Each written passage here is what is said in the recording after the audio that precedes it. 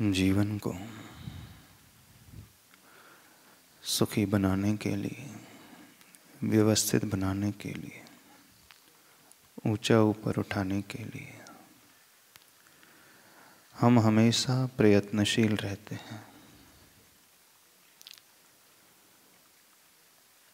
हमेशा उन रास्तों को अपनाने की कोशिश करते हैं जिन रास्तों पर चलकर आने वाला कल बीते हुए कल से बेहतर हो। न केवल बीते हुए कल से बेहतर हो, बल्कि जो वर्तमान है वो इस प्रकार से हम डिज़ाइन करते हैं कि उसका रिज़ल्ट हमें मनचाहा मिले। लेकिन ऐसी चाह रहते हुए भी प्राय वैसा मिल नहीं पाता जैसा हर व्यक्ति सोचता है। चाह रखना अलग है, उसके अनुरूप वैसा अपने आप को बना लेना, उस रास्ते पर वैसे ही कदम बढ़ाते चले जाना, यह अलग होता है। बहुत सारे ऐसे कारण होते हैं जो हमें पीछे ढकेल देते हैं। जब तक उन कारणों को समझकर हम उस पर ओवरकम नहीं करेंगे, तब तक आने वाला कल हमारे मन के अनुरूप हो नहीं पाएगा। बहुत सारे कारणों में एक कारण जो सबसे बड़ा ऐसा समझ में आता है वह है फियर, भय, डर। हर व्यक्ति बहुत डरता है, भयभीत रहता है। निर्भय रहने वाले व्यक्ति बहुत कम होते हैं। क्यों हमारे भीतर वो फियर पैदा होता चला जाता है? आज इस विषय को अपन समझने की कोशिश करते हैं। किसी भी कार्य करने में, कदम आगे बढ़ाने में आपको क्यों डर लगने लगता है? और ऐसे बहुत सारे लोग होंगे इस संसार में जो सोचते हैं, प्लानिंग भी बनाते हैं, लेकिन जब एग्जीक्यूशन की बात आती है, उसे इम्प्लीमेंट करने की बात आती है, तो अंदर ही अंदर एक भाव पैदा होने लगता है। होता है कि नहीं? सफलता मिलेगी कि नहीं मिलेगी? नहीं मिलेगी तो क्या होगा? कितने लोगों के मन में ये भय का वातावरण पैदा होता है? कौन कौन सी बातों को लेकर के आपको भय पैदा होता है? किस किस क्षेत्र में आपको भय पैदा होता है? बता सकते हो? कब कब आपको भय लगता है? कहाँ कहाँ आपको भय लगता है? किससे आपको भय लगता है? क्यों आपको भय लगता है? बहुत सारे प्रश्न हैं। क्यों, कब, कहाँ, किससे, कितना।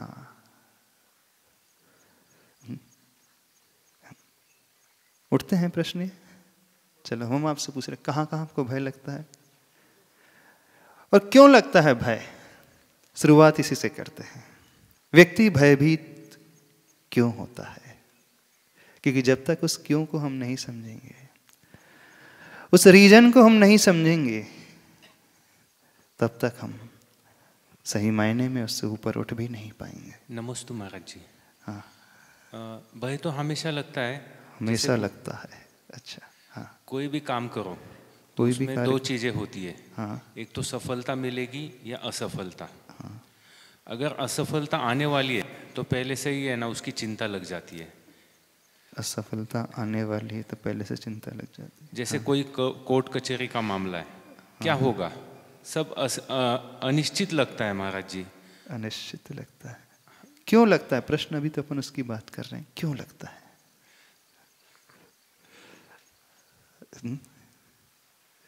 आपने कहा कोर्ट के मामले में आपको भय लगता है, असफलता का भय लगता है। असफलता का भय लगता है। लगता तो है, लेकिन क्यों? आगे क्या होगा कुछ मालूम नहीं है महाराज जी, इसलिए पहले से ही भय चालू हो जाता है। अच्छा, आगे क्या होगा पहले से मालूम नहीं, इसलिए भय शुरू हो जाता है। हाँ महाराज जी। अच्छा, और कोई हमें बताएगा भय क्यों पैदा होता है? महाराज जी नमोस्तु महाराज जी। आने वाले समय में आर्थिक भय, सामाजिक भय, इज्जत का भय, क्या? अच्छा, क्या हुआ? ये तो हो गए, आपने टाइप्स ऑफ फियर बता दिए। वो कह रहे हैं आर्थिक भय, सामाजिक भय, अपने नाम का भय। और महाराज जी भय जैसे शैक्षणिक में जा रहे हैं, किस विषय में एडमिशन लेंगे, तो इसमें कहाँ आगे स्कोप क्या होगा, जो आर्थिक चिंता है। मान लो बिजनेस में जा रहे हैं तो बिजनेस में सफल होंगे कि नहीं होंगे, ये विशेष रूप से भय रखा है, बिजनेस का विशेष नहीं। ये तो है, रहता है। अभी हम यह समझने की कोशिश कर रहे हैं भय पैदा क्यों होता है। नमस्ते महाराज जी। एक सेकंड, हाँ उनको, हाँ बोलिए जी। कारण वही बताए ना कि सफलता नहीं मिली, सफलता नहीं मिली तो हमें आर्थिक नुकसान होगा, ये भय रहा। आर्थिक नुकसान हो जाएगा, बिल्कुल ये भय निश्चित रूप से। अच्छा, खोने का भय, खोने का भय अथवा नहीं प्राप्त होने का डर है। ये तो डर हो गया, भय हो गया। अपन रीजन जानने की कोशिश कर रहे हैं, वो डर होता क्यों है पैदा। उन इच्छाओं की पूर्ति नहीं होगी ना महाराज जी, निश्चित रूप से डर लगेगा। अच्छा। जिस कार्य को करने जा रहे हैं अगर पूर्ण नहीं हुआ तो बस उसी कारण से भय लग रहा है। सफलता नहीं होगी इसलिए भय लग रहा है। अच्छा, सफलता नहीं होगी इसलिए मिलेगा कि दुनिया क्या कहेगी, लोग क्या कहेंगे। तो आया ना बिल्कुल। हाँ, सामाजिक भय हो गया, आर्थिक भय हो गया, सभी लोगों का भय है। लोगों का भय हो जाता है। अच्छा, हाँ, और आप बताओगे। हाँ, जैसे अपन कोई टारगेट बना के चलते हैं, यदि वो लक्ष्य यदि नहीं मिला तो ये भय ज़्यादा लगता है, असफल यदि नहीं हुए तो उससे अपने को ज़्यादा भय लगता है।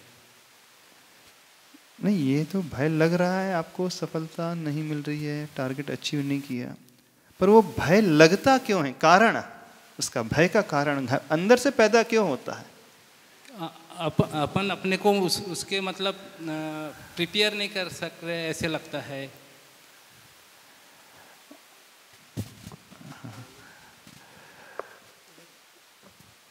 समझो थोड़ा सा, अपन भी समझने की कोशिश कर रहे हैं कि प्राय हर व्यक्ति बड़ा डरा हुआ रहता है। आगे कदम बढ़ाने के पहले वो कई बार सोचता है, और सोचना भी चाहिए, इसमें कोई गलत नहीं है। नमस्ते गुरुदेव। जैसे हमें लगता है कि कोई काम अपने लिए महत्वपूर्ण है और उस काम हम पहली बार कर रहे हैं, तो हमें लगता है कि ये काम पूरा होगा या नहीं होगा, तो इसी कारण अपने को भय लगता है कि इस काम में हम कैसे रहेंगे, इस काम को पूरा कर पाएंगे कि नहीं कर पाएंगे। अच्छा,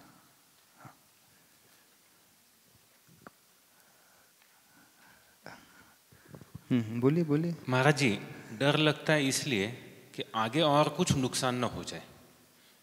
अच्छा, और कुछ नुकसान ना हो जाए। हाँ, ये तो नुकसान होने वाला है, ये समझ में आता है। हाँ। ये सुनिश्चित है या निश्चित है। हाँ। लेकिन और नुकसान है ना, सहन नहीं कर पाएंगे, इसलिए और डर लगता है। और डर लगता है, और नुकसान सहन नहीं कर पाएंगे और डर लगता है। अपन रीजन तक पहुंचने की कोशिश कर रहे हैं। अरे हमारे यहाँ पर मतलब हमारे अंदर कुछ डीप रूटेड डिजायर्स रहते हैं। डीप रूटेड डिजायर्स हैं जो फुलफिल नहीं होती हैं। हाँ, जैसे कि सर्वाइवल। हाँ, कि हमको हमेशा मतलब हमको हमेशा सरवाइव करना है। अगर उसका खतरा हम लोगों को कभी भी लगता है, सोशली हम लोगों को ऊपर रहना है, स्टेटस मेंटेन रखना है, इस तरह के कुछ डीप रूटेड डिज़ायर्स रहते हैं जिनकी वजह से कुछ एक्सपेक्टेशंस हमारे अंदर आ जाती हैं। और अगर वो एक्सपेक्टेशंस हमको मीट होते हुए नहीं दिखती हैं तो हम लोगों को डर लगता है। अच्छा, बहुत अच्छा। अच्छा, आप भी कुछ कहना चाहते हैं? हाँ, ऑन कर लो इसका। Lack of confidence. Lack of confidence, आत्मविश्वास की कमी। हाँ, ये बहुत बड़ा रीज़न है। और महाराज जी एक्चुअली ये भी डर रहता कि हमने इतने मतलब पाप किए हैं इतने सारे, तो पता नहीं वो सारे उसमें ना आ जाए, उदय में आ जाए। ये भय तो बहुत अच्छा होता है, हो जाए। ये भय तो बहुत अच्छा है। अपने किए हुए अपराधों से डरना, ये तो भय बहुत अच्छा है। हाँ, ये तो भय होना ही चाहिए। अभी अपन उस भय की बात कर रहे हैं जो व्यक्ति को चैन से जीने नहीं देता है। हमेशा अंदर ही अंदर वो उसी उधेड़ बुन में लगा रहता है। हाँ, नमस्ते महाराज। सोशल स्टिग्मा कि लोग क्या कहेंगे, सोशल स्टिग्मा, अगर if I fail then what will people say, और ऑल्सो आई थिंक इसका कैस्केडिंग इफेक्ट हो जाता है कि एक ये खराब हुआ तो दूसरा ये होगा, फिर तीसरा ये होगा, तो दिमाग, the mind starts building all that cascading negative effects and then we start fearing. अच्छा, हमारा माइंडसेट उसी फ्लो में चलने लगता है। हाँ जी। एक फेल्यूर मिलने पर अगेन एक वो हो जाता है। नहीं, ये तो इफेक्ट की बात चल रही है अभी। अपन जानने की कोशिश कर रहे हैं what's the root cause behind. I think social stigma is a very big one कि लोग क्या कहेंगे, सोसाइटी में मेरी इमेज चली जाएगी। Social stigma is one of the root cause. नमस्ते गुरुदेव। सबसे बड़ा फियर मतलब डर इस कारण लगता है क्योंकि हम या तो हमको उम्मीद होती है या तो किसी को हमसे उम्मीद होती है। आप बचपन से देखिए कि बच्चे को हम बोलते हैं कि हाँ इतने % लाना, तो वो भी डरता है कि नहीं आया तो माँ बाप क्या बोलेंगे, मैं कुछ करने जा रहा हूँ तो अब इसके पीछे अगर नहीं हुआ तो मैं आगे क्या करूँगा, कुछ फेल हो जाऊँगा। वो सब चीज़ जो उम्मीदें हैं वो सबसे बड़ा रीज़न है, मेरे को ये लगता है। आपको लगता है जो हमारी उम्मीदें हैं उस पर हम खरा ना उतर पाए। अच्छा जी हाँ, प्रिसाइसली। और कौन कहेगा what is the root cause behind the fear?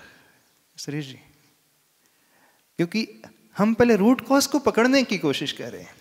जब तक रूट कॉज समझ में नहीं आएगा हम सिर्फ सराउंडिंग में ही घूमते रहेंगे, पेरिफेरी में ही घूमते रहेंगे, सेंटर तक नहीं पहुंचेंगे।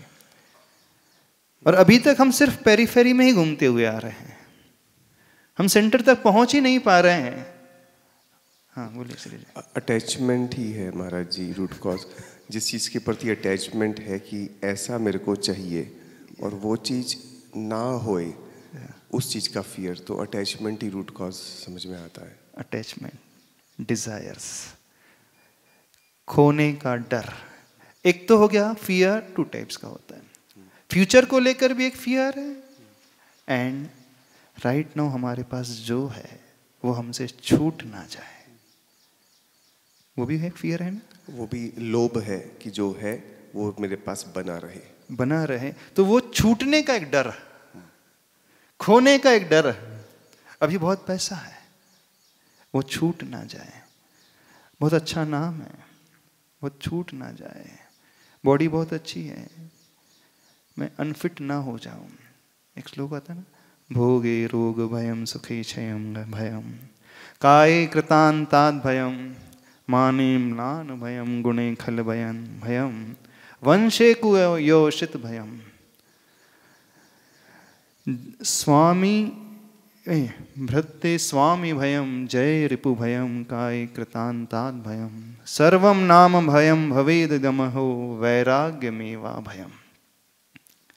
उसमें बहुत सारे टाइप्स ऑफ फियर्स बताए हैं और एक सॉल्यूशन उसमें बताया है,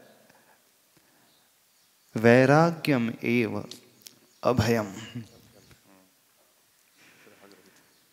और जहां भोग होता है, भोगोपभोग की सामग्री है, फैसिलिटीज है, शरीर अच्छा है, तो एक भय होता है, अभी तो बढ़िया है कहीं कल रोग ना हो जाए। अभी मुझे सुख मिला है, सुख है मेरे पास, वो छूट ना जाए, सुखे क्षयम भयम। काय शरीर को, कृतांतात यानी उस यमराज का भय है। माने म्लान भयम, मेरा मान सम्मान खंडित ना हो जाए। गुणे, जो गुणवान है उसे खल का भय है, कोई ऐसा व्यक्ति ना मिल जाए जो मुझे दूषित कर दे। वंशे कुयोषित भयम, हमारे वंश में कोई ऐसी स्त्री ना आ जाए तो नाम ही खराब कर दे। बिल्कुल। जय रिपु भयम, जब व्यक्ति जीतता है, राजा हो जाता है, उसे अपने शत्रु का भय हमेशा सताते रहे। इस प्रकार के भय हैं। और सर्वम नाम भयम, और सबको सबसे ज्यादा भय होता है तो अपने स्टेटस नाम का भय होता है। ये बहुत सारे 8-10 उसमें भय बताए हैं और इसका एक सॉल्यूशन उन्होंने बताया है। वैराग्य मेवा भयम, वैराग्यम एव अभयम। भर्तरी शतक है, एक ऋषि हुए हैं भर्तरी, उन्होंने बहुत सारे शतक लिखे हैं। एक श्रृंगार शतक लिखा है, एक वैराग्य शतक लिखा है। जब तक संसार में थे वो तो बड़े रचे पचे थे, डूबे रहते थे, बड़े अच्छे राइटर थे, कवि थे। तो उन्होंने एक शतक लिखा, श्रृंगार शतक। लेकिन जिस दिन उन्हें वैराग्य हुआ, उस शास्त्र को उन्होंने नदी में डुबो दिया। बोले कुछ मतलब का नहीं है, मेरे शतक को पढ़ करके सारी दुनिया और भटक जाएगी। बिल्कुल फैक्ट है, घटना। यदि आपने ज्ञानार्णव ग्रंथ का नाम सुना हो, उसके राइटर हैं आचार्य शुभचंद्र स्वामी, और उन्हीं के भ्राता, उन्हीं के भाई थे भर्तरी। दोनों ही राजपुत्र थे और दोनों को ही वैराग्य हो गया। शुभचंद्र ने इस दिगंबर वेश को अपना लिया और उस भर्तरी ने, वह भी अपनी समझ के अनुसार एक साधु हो गया और वैराग्य से भरकर उन्होंने एक शतक लिखा था, वैराग्य शतक। वो भी अच्छा शतक है। उसमें एक सॉल्यूशन बताया है। क्या? इतने सारे नाम गिनाए हैं भय के, लेकिन सॉल्यूशन वैराग्यम एव अभयम। जो हमें भय पैदा होता है, मूल रूप से हम अंदर कुछ चाहते हैं, अंदर हमारे डिजायर्स रहती है, इच्छाएं रहती हैं, उसे पाने की, उसे पाने की, उसे पाने की, जो अभी तक नहीं मिली हैं। कब वह मुझे मिल जाए, कब वह मुझे मिल जाए, उसी लिए वो लगा रहता है। और जो मिल चुकी है वो छूट ना जाए, छूट ना जाए। दोनों ही केसेस में अंदर वो तीव्र इच्छा बनी रहती है व्यक्ति की उस वस्तु के प्रति, पर्टिकुलर व्यक्ति के प्रति, अपने नाम को लेकर, अपने बॉडी को लेकर, अपनी फैसिलिटीज को लेकर, अपनी फैमिलीज को लेकर, बच्चों को लेकर, परिग्रह को लेकर, अपने वंश को लेकर, अपने कुल को लेकर, भोगोपभोग की सामग्री को लेकर, जितने भी भय बताए गए हैं, उन सब के पीछे सबसे बड़ा यदि रूट कॉज है तो कौन सा? बहुत अच्छा पॉइंट किया था उन्होंने कहा आसक्ति, अटैचमेंट, डिजायर्स, जब तक हमारे भीतर वो बना रहेगा हम हमेशा डरते रहेंगे। जब आपके पास बहुत पैसा हो जाता है तो आपको नींद आती? चलो आपसे पूछ रहे हैं। बहुत बड़ा एम्पायर क्रिएट हो जाता है, अच्छे से नींद आती है? और एक व्यक्ति झोपड़ी में रहता है, उसे नींद अच्छे से क्यों आती है? और जितना बड़ा एम्पायर जिसका है उसे नींद अच्छे से क्यों नहीं आती? बताओ। हाँ? जो झोपड़ी में रहता है उसके पास खोने के लिए कुछ नहीं रहता है, और जिसके पास बहुत कुछ होता है उसे हमेशा डर लगा रहता है। जिसके पास जितना कम होता है उसे क्या डर? जो साधु होते हैं वो निर्भय कहे जाते हैं। साधु निर्भय क्यों रहते हैं? कुछ है ही नहीं। जब है ही नहीं तो किस बात का डर? अब वो होना दो टाइप से होता है, एक जिसका फिजिकल एग्जिस्टेंस है, जो हमने प्राप्त कर लिया है उसका, और दूसरा जो हमारा मूर्छा भाव है, आसक्ति का भाव है, जिसके पाने की लालसा हमें से बनी रहती है। समझना, जब बहुत ज्यादा लालसा बनी रहती है तो एक डर यह सताते रहता है, मिलेगा कि नहीं, मिलेगा कि नहीं, कब मिलेगा, कब मिलेगा, उसी में। और जिसने प्राप्त कर लिया है उसे उसके खोने का डर रहता है। तो मेन जो रूट कॉज निकल करके आता है वो हमारी ही अंदर की तीव्र आसक्ति, तीव्र इच्छा। ऐसी निकल करके आती नहीं, निकल करके आती। यदि हमें उसे जीतना है तो क्या करना होगा? यदि निर्भय हमें बनना है तो क्या करना होगा? निर्भय होने के लिए वो विश्वास भी चाहिए। जैसे किसी ने कहा था लैक ऑफ कॉन्फिडेंस। जिसके पास आत्मविश्वास की कमी होती है वह भी बड़ा डरा हुआ रहता है। वो डरा क्यों रहता है? डरने का मेन जो सेंटर पॉइंट है वो आएगा तो वहीं पर। अब आप कह सकते हो तो महाराज जी क्या हम भी आप जैसे बन जाए? क्यों? आपके मन में ये प्रश्न बड़ी आसानी से पैदा हो सकता है। हो सकता है कि नहीं? होता है कि नहीं? कि प्रैक्टिकल लाइफ में ये पॉसिबल है?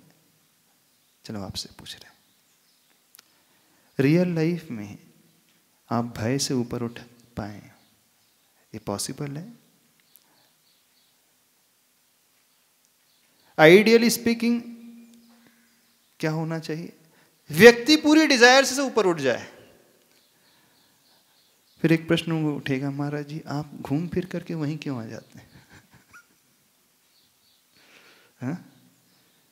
इतने दिनों से अपना डिस्कशन चल रहा है, घूम फिर करके अपन कहां पर आ रहे हैं?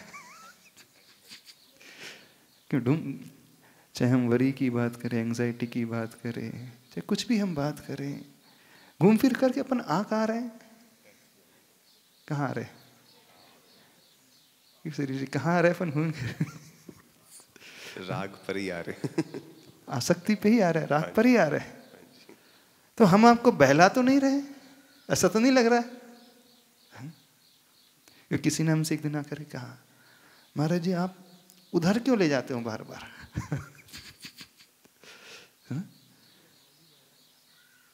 चाहे कुछ भी हो आप लेकर के वहीं पहुंच जाते हो। ऐसा होता है? ऐसा लग रहा है आप लोगों को? ऐसा लगता है? ऐसा ही है महाराज जी। ऐसा ही है क्या? क्या कैसा है? घूम फिर के वो रूट तो वही है महाराज जी। घूम फिर करके वहीं? रूट तो वही है, जड़ तो वही है। अब जड़ जो रहेगी अपने को आना तो वहीं पड़ेगा ना। हम वृक्ष में कितना भी पानी ऊपर से सींचते चले जाएं, जब तक हम जड़ को न देखें तो कुछ भी नहीं हो सकता। बीज बोया गया है, थोड़ी देर बाद वो बढ़ना बंद कर देता है। तो व्यक्ति बड़ा चिंतित कि बढ़ क्यों नहीं रहा, बढ़ क्यों नहीं रहा। किसी ने उसे समझाया कि नहीं, पेड़ पौधे के बढ़ने के लिए पानी जो है फूल पत्तियों को नहीं दिया जाता है, जड़ को दिया जाता है। तो वो जड़ को भी सींचने लगा। लेकिन विशेषता देखना, जब जैसे उसने जड़ को सींचना प्रारंभ किया फिर भी उसकी ग्रोथ नहीं हुई। अब वो बड़ा चिंतित, अभी तक तो मुझे ज्ञात नहीं था कि पत्तियों को पानी नहीं दिया जाता है, फूलों को नहीं दिया जाता है, जड़ में दिया जाता है। अब मैंने जड़ को सींचना भी प्रारंभ कर दिया, फिर भी ग्रोथ नहीं हो रही है। एक्सपर्ट के पास जाता है, क्या प्रॉब्लम है? बोले कैसा है? बोला थोड़ा सा देखना पड़ेगा, वो वृक्ष बढ़ क्यों नहीं रहा, पौधा जो है बढ़ क्यों नहीं रहा। थोड़ा सा चारों तरफ से मिट्टी अलग करता है और देखता क्या है, उसकी जड़ों में कुछ कीड़े लगे हुए थे। अब यह तो ज्ञात हो गया कि पानी जड़ में जाना चाहिए, लेकिन मात्र जड़ तक पानी पहुंच जाए ये भी सफिशिएंट नहीं होता। जड़ उसे, जो रूट है उसे अब्जॉर्ब कर रही है कि नहीं, यह भी देखना बहुत जरूरी है। तो कीड़ा कहाँ लगा हुआ है? जहां है पहले उसे हटाना पड़ेगा। जब तक वह कीड़ा नहीं हटेगा तो वह पानी उस वृक्ष तक, पौधे तक पहुंचेगा ही नहीं। जैसे ही उसने उन कीड़ों को हटाया, अब जो पानी डालने लगा, अब वृक्ष की ग्रोथ बड़ी आसानी से होने लगी। तो हमें पहले यह समझना होगा कि हमारी जड़ों में कौन कौन से कीड़े लगे हुए हैं। कौन कौन से कीड़े लगे हैं? बहुत सारे। अब आप सभी लोग जानते हैं कि ऐसा होना चाहिए और ऐसा नहीं होना चाहिए, हमें यह नहीं करना, हमें यह करना है, और आप वैसा करने भी लगे, उस व्यक्ति की भांति आप सींचने भी लगे और जड़ को देखने भी लगे, लेकिन जड़ के कीड़े को भी देख नहीं पा रहे हैं। यदि हम भय से ऊपर उठना चाहते हैं तो हमें वहां तक, उसकी तह तक पहुंचना होगा। कहां हम अटक रहे हैं? बताइए, कहां अटक रहे हो आप? अब प्रैक्टिकल लाइफ में आप लोगों के साथ तो पूरा वैसा पॉसिबल है ही नहीं। देखो, वेरी रियलिस्टिक अपन समझने की कोशिश कर रहे हैं। हो सकता है? वो तो हो नहीं सकता। अब जहां आप रह रहे हैं, जिस कंडीशन में रह रहे हैं, उसमें क्या बेटर हो सकता है, उसे हम समझने की कोशिश करें। यही चीज हो सकता है? क्या हो सकता है? बताइए आप लोग। आइडियल सॉल्यूशन तो यह है कि व्यक्ति अटैचमेंट से, आसक्ति से, डिजायर से ऊपर उठ जाए और पूर्ण निर्भय बन जाए।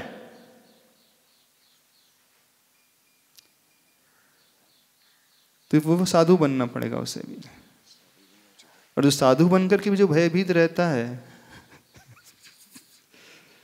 इसका अर्थ है कि वह भी कहीं ना कहीं अटक गया, उसकी जड़ में भी कहीं ना कहीं कीड़े लग गए। इफेक्ट है। जो सब कुछ छोड़ करके भी भयभीत होने लगे, बिल्कुल वैसा ही होने लगा है, क्योंकि इफेक्ट दिखा रहा है, वो कॉज आ चुका है। डिजीज दिखा रही है कि कुछ ना कुछ अंदर प्रवेश कर चुका है। तो प्रैक्टिकल लाइफ में, जिसको आपकी डे टू डे लाइफ में, उसे आप कैसे बैलेंस बनाएं, अब हमें यह समझने की कोशिश करना है। महाराज जी, जीवन में एक ऐसा अनुभव रहा है, 90s की बात है, बैंक की नौकरी में लगे, 86 में नौकरी में लगे, और ऐसा मानसिक टेंशन शुरू हुआ, बीपी बढ़ने लगा। अहमदाबाद में कम से कम 10 डॉक्टर को बताया, हर कोई कह रहा तुम्हारा बीपी है, लेकिन रीज़न अननोन, न कोई किडनी का प्रॉब्लम है, न कोई और प्रॉब्लम है, तो फिर बीपी क्यों बढ़ रहा है तुम्हारा। अंत में एक डॉक्टर ऐसे मिले जिन्होंने मुझे समझाया कि भैया आप मेरे रूम में बैठे हो और बाहर एक शेर है, शेर है नहीं वास्तव में, लेकिन तुम्हें यह भय सता रहा है कि बाहर शेर है, शेर है, शेर है, इस कारण से तुम्हारा भय है, बीपी बढ़ रहा है। और दूसरा रीज़न बताया कि तुम्हारे जैसे लोग हमारे पास आते हैं, इसलिए हमारा धंधा चलता है। तो उस समय कुछ दिमाग में हुआ कि वास्तव में कुछ नहीं। फिर भी महाराज जी जीवन भर 0.25 mg की गोली कम से कम 2010 तक खाता रहा, 20 साल तक। फिर पूना में जब आए तो अच्छे बड़ी फिजिशियन को बताया, तो उन्होंने कहा कि आपको कोई बीपी है ही नहीं, आप क्यों खा रहे हो। तो मतलब उनके कहने से मैंने गोली छोड़ी, और बोला आप इमीडिएट छोड़ो। मैंने कहा डॉक्टर साहब धीरे धीरे छोड़ो, बोला नहीं इमीडिएट छोड़ो। उनके कहने से गोली छोड़ दी। आज तो कोई गोली नहीं, बीपी नॉर्मल है। तो किसी के कहने से, मतलब अच्छे फिजिशियन, अच्छे विचारशील व्यक्ति के कहने पर भी भय निकल जाता है। ये जीवन में एक अनुभव किया। बहुत अच्छा। हाँ, आप कुछ कर रहे थे? देखो, अपने को बैलेंस बनाना सीखना है। चूंकि आपकी जो लाइफ है और आपका जो वर्क कल्चर है और जिस सोसाइटीज़ में आप रहते हैं, जिन लोगों के साथ रहते हैं, आपको पर्टिकुलर पर्सन टू पर्सन समझना पड़ेगा हम कहाँ फंस रहे हैं। महाराज जी नमस्ते। वैराग्य से अटैच रहने के लिए महाराज जी संसार से तो डरना पड़ेगा ना, स्वाभाविक भावना तो वही नहीं, वो अलग चीज़ हो गई, वो तो पॉजिटिव चीज़ है, बहुत अच्छी चीज़ है। संसार से डर करके जिसे वैराग्य आ जाए, दुखों से डर करके जिसका राग छूट जाए, वो तो बहुत अच्छी वो जो बात है। लेकिन जहाँ संसार में रहने वाले लोग और फंसते चले जाते हैं, अपन उसकी बात कर रहे हैं। भय दो टाइप के होते हैं, एक अच्छा भय और एक बुरा भय। जैसे हमने कहा राग भी दो टाइप के होते हैं, एक अच्छा राग, एक बुरा राग, एक प्रशस्त राग, एक अप्रशस्त राग। तो जो प्रशस्त है वो तो अच्छी चीज़ है, वो तो बहुत बढ़िया है, वो तो होना चाहिए। लेकिन जो अप्रशस्त है, जो ठीक नहीं है, पहले अपन उसको समझ ले, क्योंकि वो समझ में आ गया तो बहुत कुछ प्रॉब्लम आपके सॉल्व हो जाएंगे। और जब तक यही समझ में नहीं आया तो कुछ नहीं होने वाला। तो मेन कारण जो है हमारी बहुत ज़्यादा प्राप्त करने की आकांक्षा है, बहुत ज़्यादा। अब वो इच्छाएं बहुत सारी चीज़ें को लेकर हो सकती हैं। एक इच्छा होती है अपने नाम को लेकर के, है ना, मेरा नाम बहुत बढ़ता रहे, फेम की आकांक्षा, प्रसिद्धि की चाह बनी रहती है। एक इच्छाएं होती हैं जो बेसिक नेसेसिटीज को मीट करने के लिए, और एक इच्छा होती है उससे बढ़ करके आगे चढ़ करके आगे जा करके। अब आपको बैलेंस बनाना है लाइफ में, क्या करना होगा आपको बताओ। आपको पहले डिस्टिंग्विश करना पड़ेगा हम किससे डर रहे हैं, क्यों डर रहे हैं, कितना डर रहे हैं, और कब कब हम डर जाते हैं, और उसका सॉल्यूशन क्या है लाइफ में। और सॉल्यूशन तो छोड़ दो, वो तो पॉसिबल हो नहीं सकता आप लोगों के साथ। हो सकता है किसी के साथ भी नहीं हो सकता, किसी के साथ भी नहीं होता, बस उसको मिनिमाइज कर सकता है, उसको मैनेज कर सकता है। तो यदि उसके मैनेजमेंट को अपन ने सीख लिया, आप लोगों ने सीख लिया, तो भी आपके लिए वो बहुत हेल्पफुल हो जाएगा। अब देखना, एक शुरुआत करते हैं एक एग्जाम्पल से। देखना, एक छोटा सा राज्य था, पॉपुलेशन बहुत कम थी, और उसकी जो आर्मी थी वो भी बड़ी छोटी थी। उस राज्य पे एक पड़ोसी राजा ने आक्रमण कर दिया, और जिसने आक्रमण किया वो बड़ा पावरफुल था, उसकी आर्मी भी बड़ी पावरफुल थी। और जिसकी आर्मी बड़ी छोटी सी थी, अब उन्हें पता चल रहा कि वो पड़ोसी राजा आ रहा है, अब सामना तो करना ही है। When flight is not the option, fight must be. जब ऊपर उठना ऑप्शन नहीं है, छोड़ना ऑप्शन है ही नहीं, तो फेस तो करना ही पड़ेगा। अब जो उनका कमांडर था बड़ा स्मार्ट था, बोले देखो 7-8 दिन में ऐसा माहौल बन सकता है कि पड़ोसी राजा हमारी बाउंड्री तक पहुंच जाए। अब हमें डट कर के मुकाबला करना है। वो अपन ऐसा करते हैं, सामना करना है तो अपन एक टेस्ट कर लेते हैं, अपन पता लगाते हैं भगवान हमारे साथ है कि नहीं। तो वो एक कॉइन निकालता है और ऊपर उछाल देता है। बोला हेड आया तो मान करके चलना विजय अपनी पक्की है।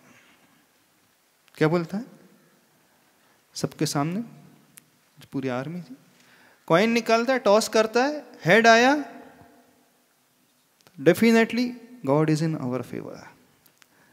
भगवान हमारे साथ है, हमारी जीत पक्की, कोई नहीं रोक सकता, क्योंकि जब भगवान हमारे साथ तो कोई नहीं रोक पाएगा। इन केस यदि टेल आ गया, देन व्हाट विल हैपन। यदि टेल आया तो मानना फिर भगवान हमारे साथ नहीं है, पड़ोसी राजा जीत जाएगा, हम लोग हार जाएंगे। तो सभी लोग प्रार्थना करो, मैं कॉइन टॉस कर रहा हूं, अब देखते क्या आता है, और वह कॉइन उछाल देता है, और लकीली जब वो देखते हैं तो हेड आ जाता है। जैसी सारी सेना देखती है, अरे हेड आ गया, इसका मतलब है कि भगवान हमारे साथ है, अब कोई चिंता नहीं, अब कोई डर ही नहीं। जब भगवान हमारे साथ है, भले ही हमारी सेना छोटी है, हम तो जीत जाएंगे। और वो 7 दिन के बाद जब युद्ध शुरू होता है, तो जो आर्मी बड़ी छोटी सी थी, जो अपोजिशन आर्मी थी, वो बहुत बड़ी आर्मी थी, ऑलमोस्ट 10 टाइम्स इनसे बेटर थी, अच्छी थी। लेकिन युद्ध लड़ने के बाद जो रिजल्ट आता है वो क्या आता है? वो छोटी आर्मी जीत जाती है, वो छोटा सा राज्य वो जीत जाता है, और जिसके पास बड़ी आर्मी थी वो हार जाते हैं। जब वो जीत करके बाहर आते पूरे आते हैं, तो सारे सेना के लोग, हर आर्मी में बड़ा खुश, बोला देखो भगवान ने हमें जिता दिया, भगवान हमारे साथ था, इस कारण हम बहुत अच्छे से जीत गए, छोटे होते हुए हम जीत गए, कम संख्या में होते हुए भी हम जीत गए। कमांडर उनकी बात सुन रहा था, फिर धीरे से कॉइन निकाल करके दिखाता है, फिर उछालता है, फिर हेड आ जाता है, फिर उछालता है, फिर हेड आता है, फिर उछालता है, फिर हेड आ जाता है। सारे लोग बोलते भगवान हमारे साथ हमेशा है। फिर वो धीरे से दिखाता है, अदर साइड भी कॉइन के हेड ही था। हाँ, यानी बोथ साइड कॉइन के हेड था। कुछ समझ में आ रही बात? भगवान ने उसे जिताया, हमें बताना। भगवान ने उसे जिताया था उस राज्य को? नहीं, इन्होंने जिता दिया था। जब हमारे माइंड में फीड होने लगता है कि नहीं, अब तो भगवान हमारे साथ है, भगवान ने कुछ नहीं किया, इसकी वॉइस को थोड़ी सी व्यवस्थित करना, आवाज व्यवस्थित करना।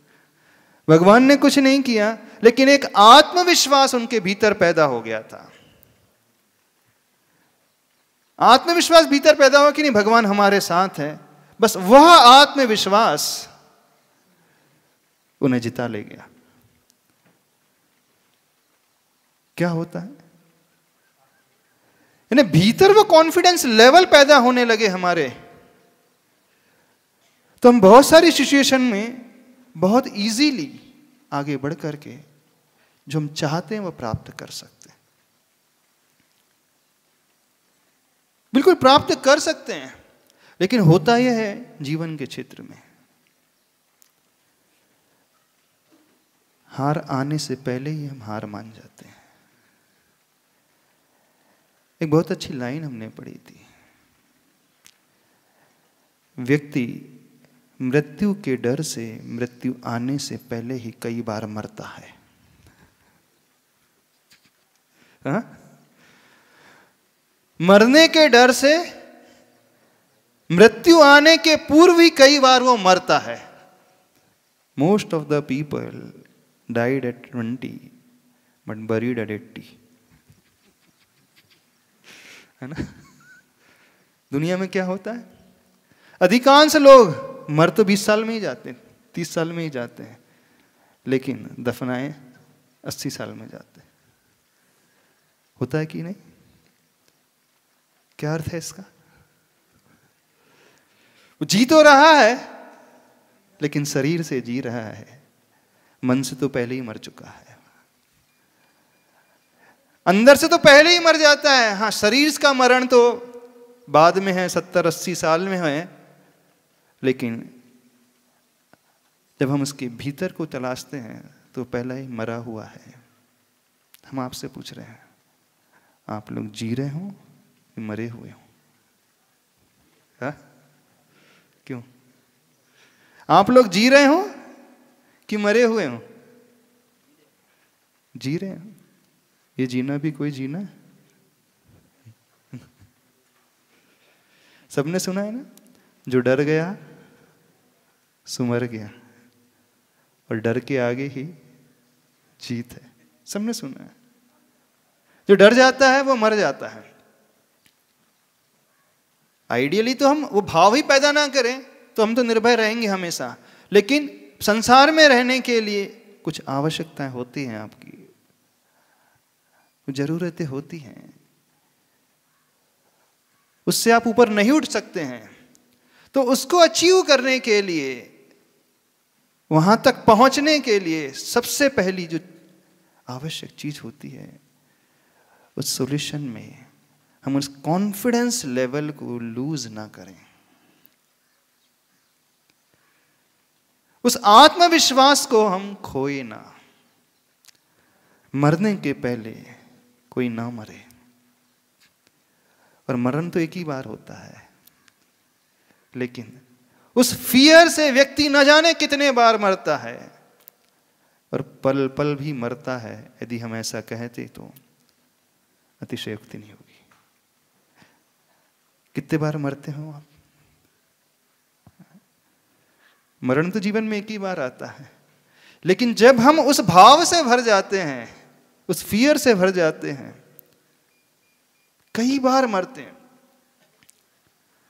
जो अकाल मरण होता है ना, वो इसीलिए होता है। कोरोना में आप लोगों ने देखा होगा, बहुत सारे केसेस ऐसे रहे, कोरोना के कारण नहीं मरे वो, कोरोना के डर से मर गए वो, कोरोना से मरे। बहुत सारे ऐसे लोग थे जो कोरोना को फेस करके बड़ी आसानी से निकल करके आ गए, और जिन्हें थोड़ी सी वायरल क्या हुआ, कोल्ड हुआ, अरे अब तो मैं गया और चला ही गया, अब चला ही गया। ने मरने से पहले वो मरने के डर से न जाने कितने बार मर जाता, और कई लोग बहुत बार, बहुत पहले ही मर जाते हैं। मरते हैं कि नहीं? आप भी मरे होंगे कई बार। कुछ लोग मृत्यु के डर से मरते हैं, कुछ लोग बीमार होने के डर से, बीमारी आने के पहले ही बीमार हो जाते हैं, है ना? कैसे होता है? जैसे ही आप अपने किसी नेबर को देखते हो, अरे उसे कैंसर हो गया है 35 एज में, अब क्या?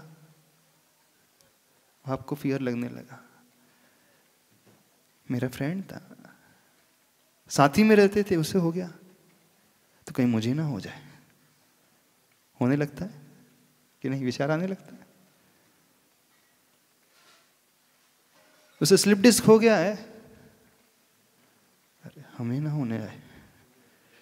उसे भी शुगर हो गई है, हमें ना हो जाए। एक सबसे बड़ा कारण है, व्यक्ति उन लोगों को देखना प्रारंभ कर देता है और उस दृष्टि से देखना प्रारंभ कर देता है। वो सराउंडिंग उसे इस दृष्टि से दिखने लगती है, और इसी कारण वह वहां तक पहुंचने लगता है। तो यदि हम निर्भय बन करके जीना चाहते हैं तो होना क्या चाहिए? पहले उस अपने आत्मविश्वास को लाना सीखो, और जब हम उस कॉन्फिडेंस लेवल से आज भर उठेंगे, हम जिस हाल में भी रहेंगे बड़े अच्छे से रह जाएंगे। वो छोटी सी आर्मी जीत गई, जबकि वो नेक्स्ट इम्पॉसिबल था। व्यक्ति जब उस आत्मविश्वास से भर करके कहीं पर भी उतरता है ना, उसके लिए फिर वो सराउंडिंग मैटर नहीं करती। आत्मविश्वास आएगा कैसे? हाँ, आत्मविश्वास जाता क्यों है, पहले तो ये समझो आप। हाँ, आपका कॉन्फिडेंस लेवल लूज क्यों होता है, पहले तो ये समझो, बताओ। आप उन्हें देखने लगते हो जो आपके इर्द गिर्द हैं। दुनिया में आपके गिर्द वैसे लोग भी हैं जो इससे वर्स्ट कंडीशन में रह रहे हैं, फिर भी बहुत अच्छे रह रहे हैं। आत्मविश्वास को पाने के लिए उन लोगों को देखना सीखो जो बहुत स्वयं उस लेवल से भरे हुए हैं, न कि उन डरपोक लोगों को देखना सीखो। यानी पहले अपने नजरिए को बदलना सीखो। आप कहां ढूंढते हो, कहां भागते हो, कहां किसको देखते हो? ज्यादातर ऐसे लोगों को देखते हो जो गिर रहा है, जो बीमार हो रहा है, जो परेशान हो रहा है। लाइक अट्रैक्ट्स लाइक, ये प्रिंसिपल सबने सुना होगा, है ना? It's not what we see, it's how we see matters. It's what not we think, it's how we think matters. It's not what we see, how we say matters. It's not what we do, how we do matters. कौन आत्मविश्वास को लाने के लिए बस एक ही काम करना है, व्हाट से हाउ पे आ जाओ. व्हाट से हाउ पे आना सीखो. बस हम क्या देख रहे हैं नहीं, हम कैसे देख रहे हैं ये बदलने की कोशिश करो. क्या हम सोच रहे हैं वो नहीं, हमें कैसा सोचना है. क्या हम कर रहे हैं वो नहीं इंपॉर्टेंट, हमें कैसा करना है. क्या बोल रहे हैं वो नहीं, हम कैसा बोलना है. जो भी एक्टिविटीज है फिजिकली, वर्बली, मेंटली, उस हाउ को कंसंट्रेट करना सीखो. दुनिया वही है, सराउंडिंग वही रहेगी, लोग वैसे ही रहेंगे, हमारी दृष्टि उस ओर चले जाती है. प्राय सबकी दृष्टि उस ओर चली जाती है.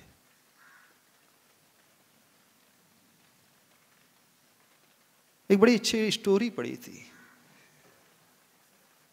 देखना, गधे की.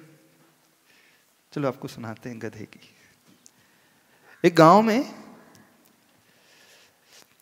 एक धोबी रहता था, अपने एक मरियल से गधे पे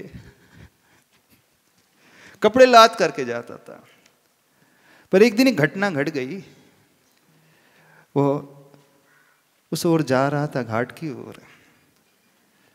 अचानक क्या होता है, वो गधा घूमते घूमते कहीं निकल जाता है और एक कुएं में जाकर के गिर जाता है. उस कुएं की बाउंड्री नहीं थी, कुआं गहरा था और पानी थोड़ा सा था, लेकिन नीचे पत्थर नहीं, मिट्टी मिट्टी थे. तो गधा गिर तो जाता कुएं में, लेकिन उसका मरण नहीं होता, बच जाता है. अब वो धोबी देखता है मेरा गधा कहाँ गया कहाँ गया, नजर नहीं आता है, ढूंढता रहता है. ढूंढते ढूंढते उस कुएं तक पहुंच जाता है और झांक करके देखता है, अरे गधा तो इसमें गिरा हुआ है. अब कुआं गहरा है, अब गधे को निकाला कैसे जाए. कुछ रास्ता नहीं सूझ रहा था. एक दिन हो गया, 2 दिन हो गए, उसको समझ में नहीं आ रहा था. बोला इतना गहरा कुआं है, उसको निकालने में इतना खर्चा करना पड़ेगा, और वैसे ही मरियल सा गधा है, आज गया कि कल गया. इतना खर्चा क्यों किया जाए अपन. बोला ऐसा करता हूं, अब इसे निकालने की बात भूल जाता हूं, वैसे ही मरने के बाद दफनाना तो पड़ता ही है.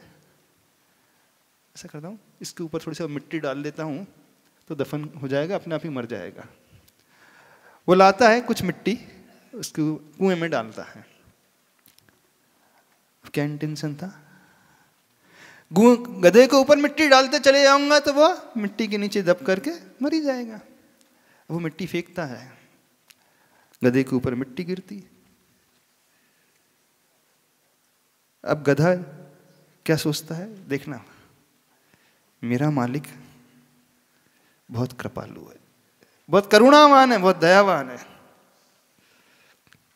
जितनी मिट्टी उसके ऊपर गिरती वो झटकारता और मिट्टी के ऊपर आके खड़ा हो जाता.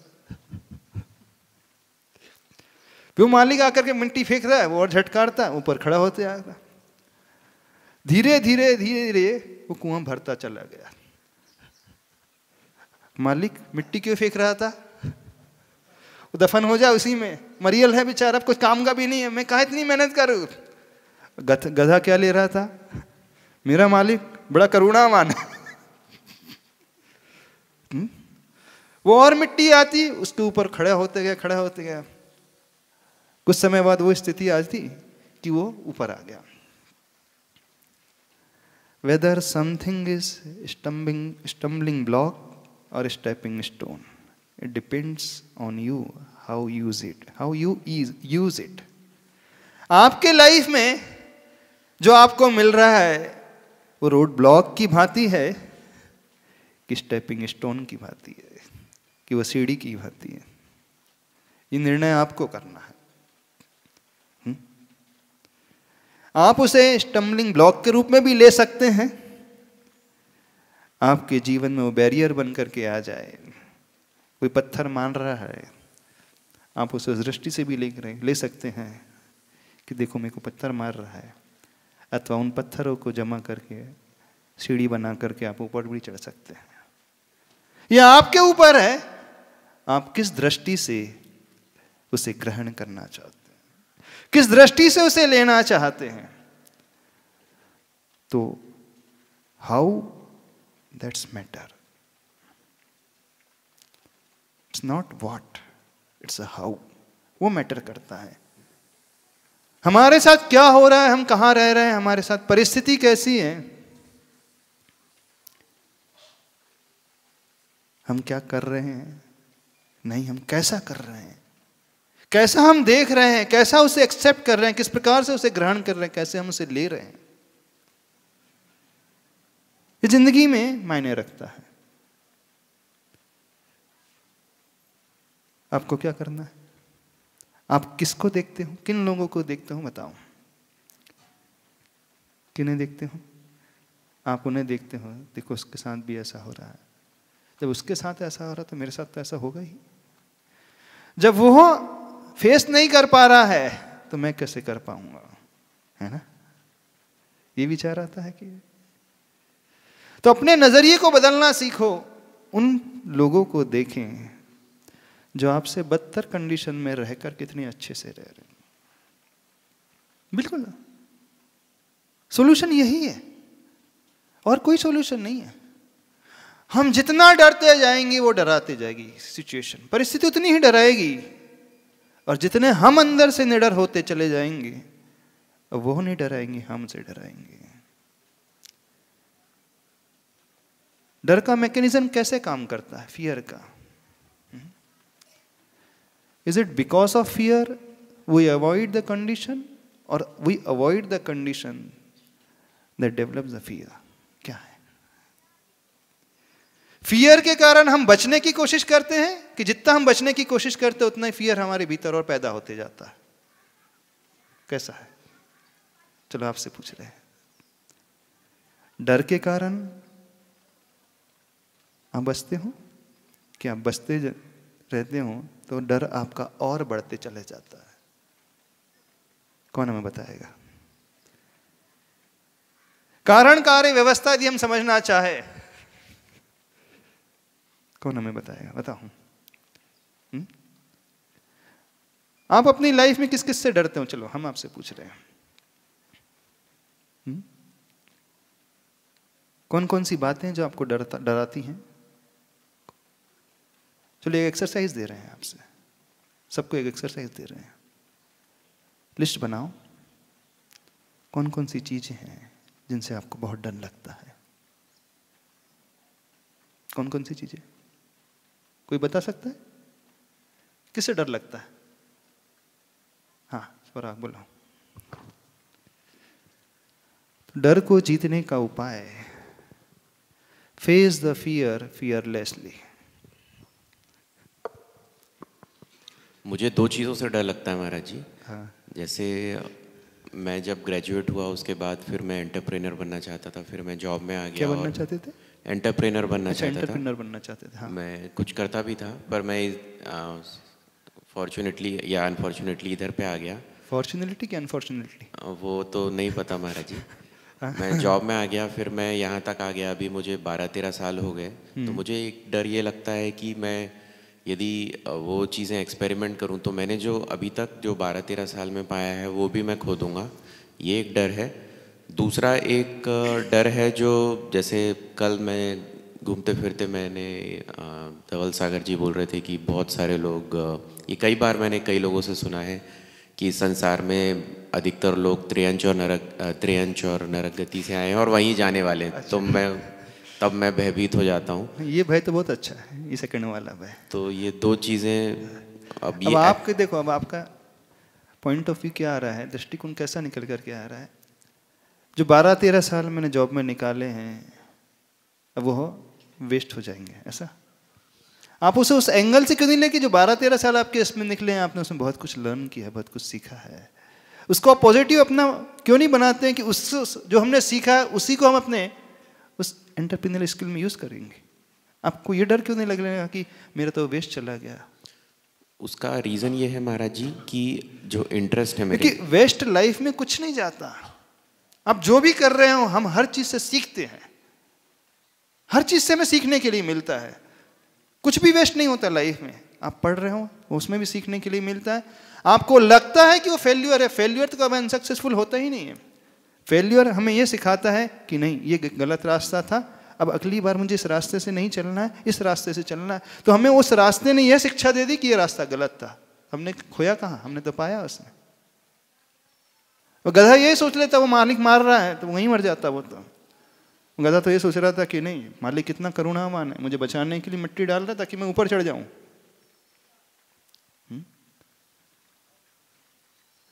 हमने जहां भी जिस लाइफ में भी जिस समय में जितना भी कहीं कुछ भी दिया है तो हम उसको उस अप्रोच से क्यों नहीं देखते कि इसमें हमने क्या क्या पाया है। कहीं पर भी व्यक्ति रहे कभी वो वेस्ट होता ही नहीं है, हमेशा उसे कुछ ना कुछ सीखने के लिए मिलता है, बशर्ते वो उस एंगल को लेकर के आए अपने मन में, उस अप्रोच को लेकर के आए तो बहुत कुछ सीखने के लिए मिल जाएगा हमें। तो पहले अपने मन से हम ये निकाल दें, एक डर ये होगा सबसे, देखो मेरे साथ मेरे जैसे जो जॉब करते थे उन्होंने स्टार्टअप स्टार्ट किया है लेकिन सक्सेसफुल नहीं रह पाए। एक डर लगता है ना, यदि मैंने कोई बिजनेस स्टार्ट किया तो नहीं हुआ, तो नहीं चला, तो ये डर लगता है। तो उनको तो देखो ना जिन्होंने सिर्फ 10 साल के नहीं 5 साल के एक्सपीरियंस में स्टार्टअप ज्वाइन किया अथवा एक आइडिया है क्लिक किया और बहुत अच्छा परफॉर्म कर रहे हैं। हमें क्यों वो लोग दिखते हैं जो फेल हो गए, हमें वो लोग क्यों नहीं दिखते हैं जो हमारे जैसे थे आगे बढ़ गए। दुनिया में दोनों ही टाइप के लोग हमेशा रहते आए थे और हमेशा रहेंगे। सीखना ही है ना, एकलव्य से सीखो। सीखना ही तो एकलव्य से सीखो। आप फिर कहोगे महाराज जी एकलव्य तो एक आदि होता है, हर कोई एकलव्य नहीं बन सकता। जब दुनिया में एक बन सकता तो हम क्यों नहीं बन सकते? जब दुनिया में 10 लोग कर सकते तो हम क्यों नहीं कर सकते? 100 लोग कर सकते तो हम क्यों नहीं कर सकते? हम क्यों 99,900 लोगों को देख के जो नहीं कर पा रहे?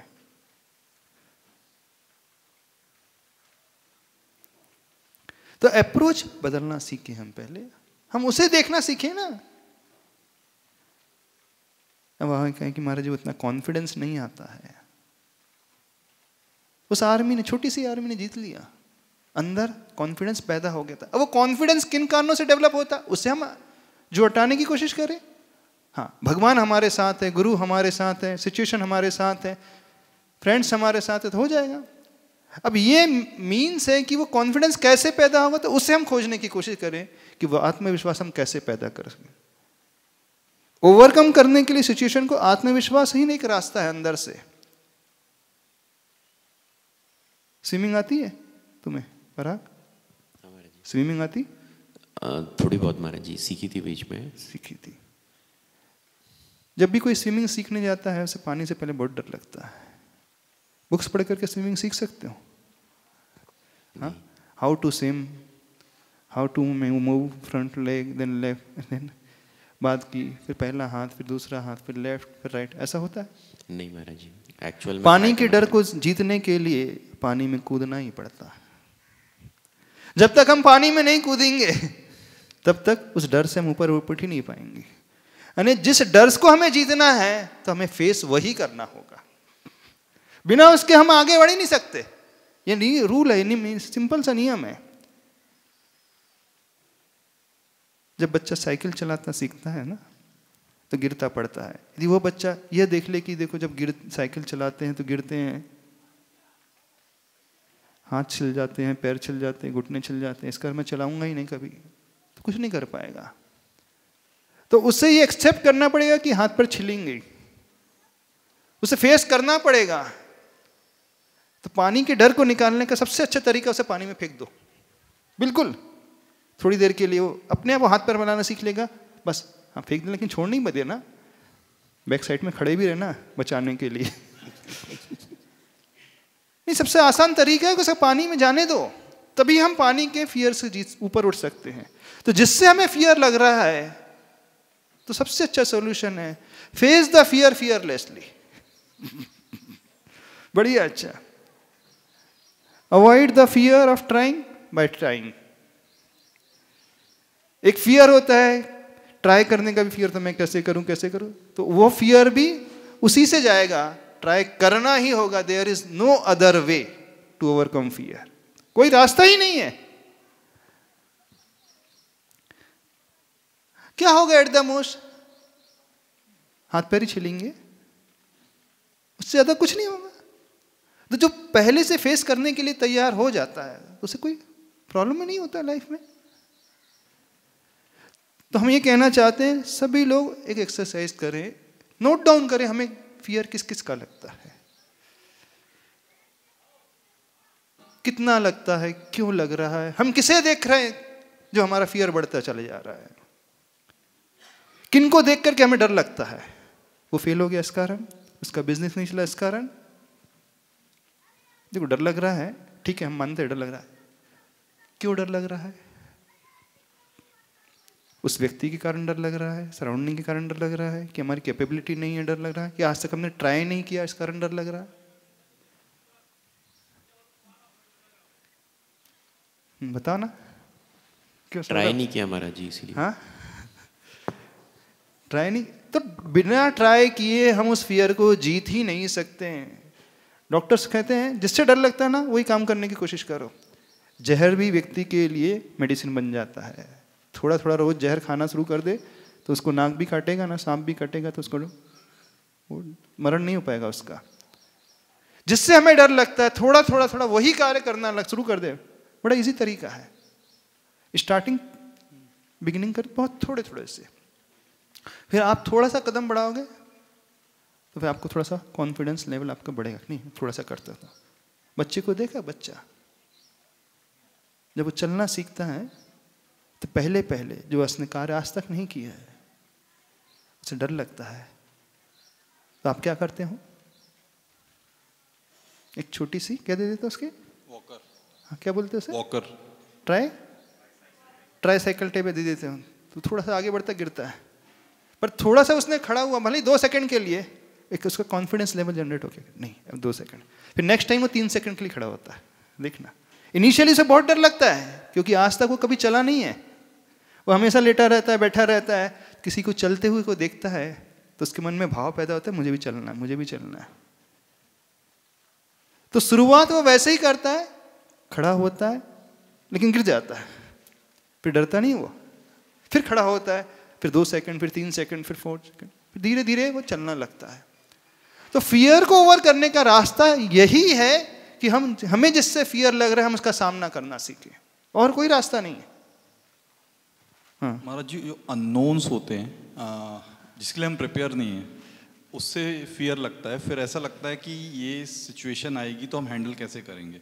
तो ऐसी सिचुएशन के लिए हमें वॉकर क्या बनाना चाहिए, जो बच्चा बना करके चलने लगता है, ऐसी सिचुएशन के लिए हमारे लिए क्या वॉकर होगा? ऐसे बहुत सारे लोग हैं सोसाइटी में, आपके बिजनेस फील्ड में जो एक्सपर्टीज हासिल किए हुए हैं, उनका सपोर्ट लो, क्या बात है। बहुत सारे लोग मिल जाएंगे आपको और सपोर्टिंग नेचर के होते हैं, लेकिन हमारा फियर हमें आगे आने नहीं देता, हमारा फियर उन तक हमें पहुंचने ही नहीं देता। जैसे जितने बड़े बिजनेस कंसल्टेंट्स होते हैं उनसे मिलो, आशीष से मिलो, आशीष जी से मिलो। बिजनेस करते हैं लेकिन वो हम स्वयं नहीं जज कर पाते हैं कि हमारे ड्रॉबैक्स क्या हैं, तो एक थर्ड पर्सन बहुत अच्छे से हमें बता देगा कि हम कहाँ लैग कर रहे हैं, जो हम नहीं जज कर पाते क्योंकि हम पहले से ही अपने मानस को ऐसा बना लेते हैं कि नहीं मेरे भीतर ये कमी, मैं नहीं कर पाऊंगा, मैं नहीं कर पाऊंगा। उस आइडियली होना क्या चाहिए, एक थर्ड पर्सन को हम अप्रोच करें जो न्यूट्रल होकर के हमें देखे हम कहाँ मिस्टेक कर रहे हैं, और वो बहुत अच्छे से पॉइंट आउट कर देगा। जितनी भी कंसल्टेंसी फर्म्स होती हैं वो क्या करती हैं, बड़ी बड़ी कंसल्टेंसी फर्म क्या करती हैं, उनके पास अपना कोई नहीं होता है, और जो कंपनी, जो बड़े बड़े ग्रुप्स हैं, लाख सब करोड़ जिनका टर्नओवर है, उनको प्रोवाइड कर रही कंसल्टेंसी। जिसने कभी खुद बिजनेस नहीं किया है, क्यों बिजनेस किया वो उस फील्ड का बिजनेस नॉट नेसेसरी उसने किया हो। अब वो ग्रुप जिनका टर्नओवर लाख्स ऑफ करोड़ है, वो किससे कंसल्टेंसी ले रहे हैं? कौन सी फॉर्म से ले रहे हैं? उनका टर्नओवर इतने रहता है। कौन कौन सी फॉर्म से, कंसल्टेंसी फॉर्म से हमें बताना, कौन कौन सी मार्केट में? डिलॉयट है, PwC है, और कौन कौन सी? EY। अच्छा, वो जिन जिनको कंसल्टेंसी प्रोवाइड करती हैं, क्या कभी उस कंसल्टेंसी फर्म ने उस बिजनेस में कभी एंटर किया? चाहे टेलीकॉम का हो, चाहे पेट्रोकेमिकल का हो, चाहे शेयर मार्केट का, हमें बताना है, स्टील इंडस्ट्रीज का, क्यों किया है कभी? उन्होंने कुछ की नहीं किया।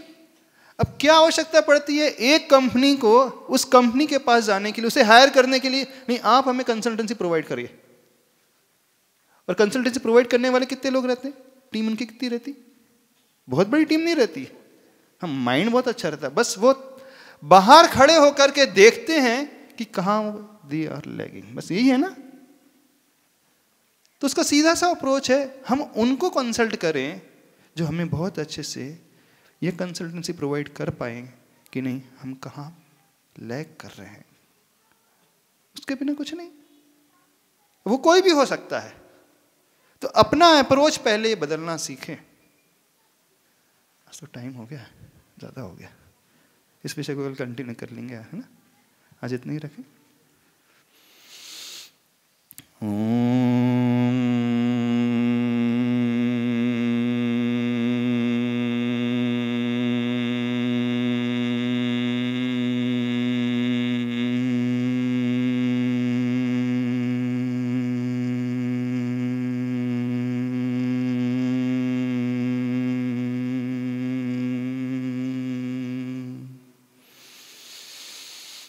आचार्य परमेश्वरी गुरुदेव श्री विद्यासागर जी महाराज की।